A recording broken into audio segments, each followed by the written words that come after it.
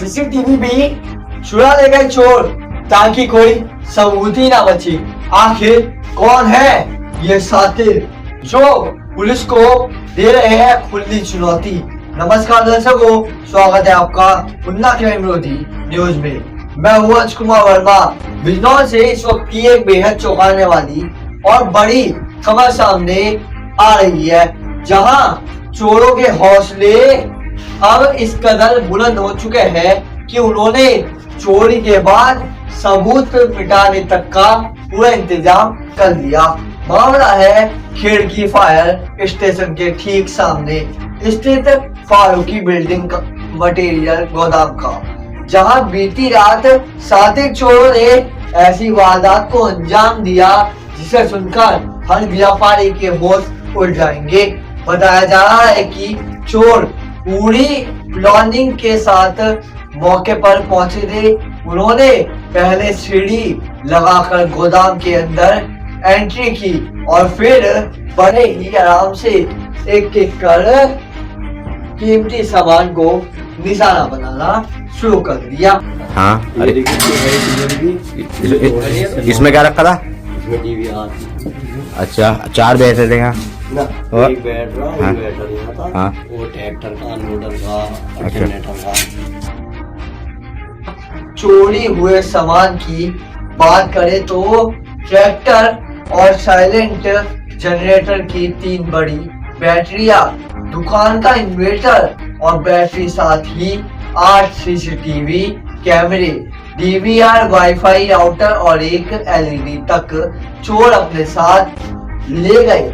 लेकिन इस पूरी वारदात में सबसे चौंकाने वाली बात ये रही कि चोरों ने सिर्फ सामान ही नहीं चुराया, बल्कि उन्होंने सीसीटीवी कैमरे और डीवीआर भी उठा लिए ताकि कोई सबूत ही ना बच सके और उनकी पहचान छुपी रहे।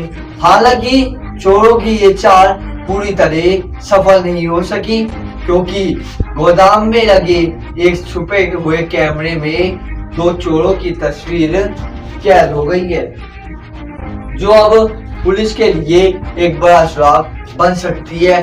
पीड़ित गोदाम मालिक फैज इस्लाम ने जी फैजी भाई, ये क्या मामला हुआ है चोरी का? कितनी बार आपके यहाँ चोरी हो गई है और अब क्या कितने की चोरी हुई है? टोटल चोरी बताइए। तीसरी बार चोरी हुई है मेरे यहाँ अभी। पहली बार कितने की चोरी हुई थी? पहली बार कम से कम 25-30 हजार रुपए की चोरी हुई थी। दूसरी चोरी? ले आते हैं। दूसरी चोरी? दूसरी चोरी भी मेरे ख्याल में इतनी की थी, 20-25 हजार रुपए की, क्योंकि ठीक। बैठे बैठे सिलेंडर ये लेकर है। ठीक है, अब ये तीसरी चोरी हुई है आपके जो हुई आपके कम से कम 4 तो मेरे एक तो लोडर का बैटरा जी, एक ट्रैक्टर का जी, और एक साइलेंट वाला जनरेटर उसका बैटरा जी, और एक ही इन्वर्टर और बैटरा, दोनों जो बैकअप के लिए यहाँ रखा दुकान के लिए वो ले गया पूरा। जी, एक वहाँ कंट्रोल रूम में एलसीडी रखी थी, जी, एलसीडी गायब है मेरी, और एक घास तोड़ दिया, ये काउंटर वाईफाई का इसका, और एक क्या? पल्ला पल्ला सभी सामान बिखरा हुआ था। जी, जी, जी। इसमें फिर 5-10 हजार रुपये कैश होगा, ज़्यादा तो नहीं था।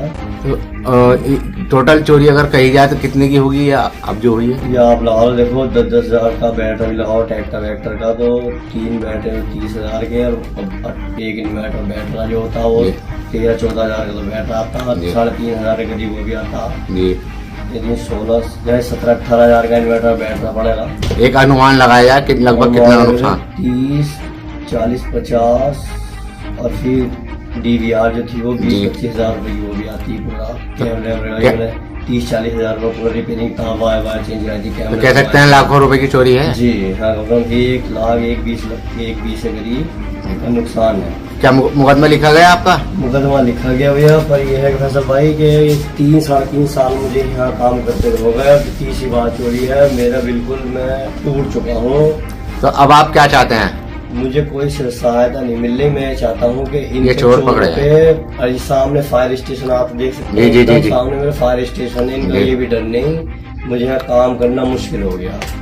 ठीक, ये बहुत मेरे साथ समस्या में समाधान किसी तरह हो जाए, इनका चोरों पे लगाम लगे, मतलब मैं काम बंद करने के कगार पे हूँ। पुलिस में एक तहरीर देकर जल्द से जल्द चोरों की गिरफ्तारी और चोरी हुए माल की बरामदगी की मांग की है। फिलहाल पुलिस इस पूरे मामले की जांच में जुटी हुई है। आसपास के इलाकों की सीसीटीवी फुटेज खंगाली जा रही है और शक के आधार पर कुछ लोगों से पूछताछ भी की जा रही है। लेकिन सवाल अब भी वही है, क्या पुलिस इन शातिर चोरों तक पहुंच पाएगी या फिर ऐसे ही लगातार बढ़ते रहेंगे चोरों के हौसले।